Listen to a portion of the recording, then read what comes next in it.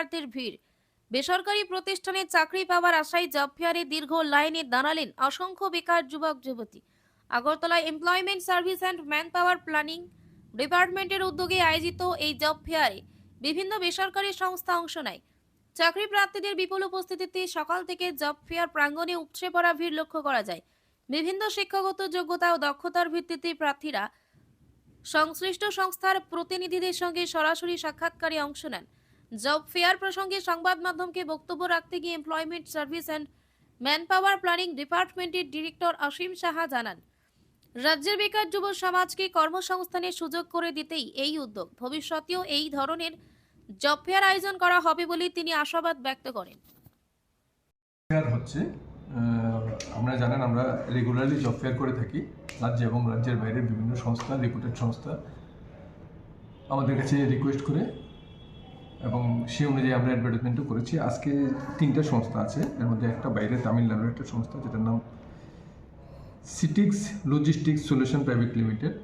Total 270টা পোস্টের জন্য আজকে আমরা ইন্টারভিউ নিচ্ছি।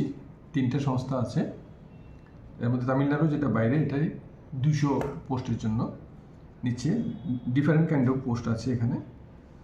তো বেতন ক্রম ধরুন 13,500, 15,200, 17,000, 13,000 ইত্যাদি আছে।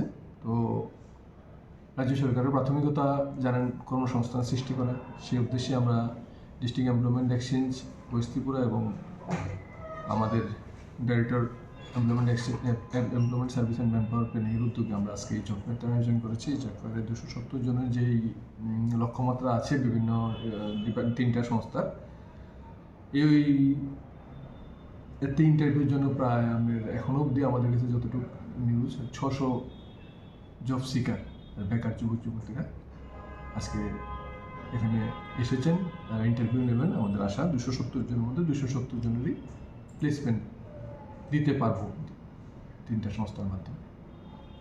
তো আপনাদের মাধ্যমে আমার একটা রিকোয়েস্ট, কারণ আমাদের ত্রিপুরা তো বড় কোনো ইন্ডাস্ট্রি নেই, তো যার ফলে বাইরের ভালো ভালো সংস্থা আমাদের ত্রিপুরা ছেলে মেয়েদেরকে নিতে চায়, কিন্তু আমাদের ছেলেমেয়েরা এখনও বাইরে গিয়ে চাকরি করার যে মানসিকতা সের জন্য এখনও মেন্টালি প্রিপেয়ার্ড হয়নি। আমরা রিকোয়েস্ট করব যে এই ধারণা পরিবর্তন করে বাইরে গিয়ে চাকরি করুন। বাইরে বড় বড় ইন্ডাস্ট্রি আছে, আমাদের কাছে নামি নামি ইন্ডাস্ট্রিরা আছে, এবং ভালো বেতনও দেয়, এবং ওখানে থাকলে ওখানে যদি আমরা ধৈর্য সহকারে চাকরি যদি আপনারা করেন তাহলে তাদের যে বেতন বৃদ্ধিটা এটা রাজ্যের এবং রাজ্যের সরকারি বলুন আর বেসরকারি বলুন এর চেয়ে অনেক বেশি দ্রুত বৃদ্ধি ঘটে। আমরা অনুরোধ আপনাদের মাধ্যমে আমাদের বেকার যুবক যুবতী তারা যাতে বাইরের যে সুযোগ সুবিধা আছে এটা যাতে গ্রহণ করেন।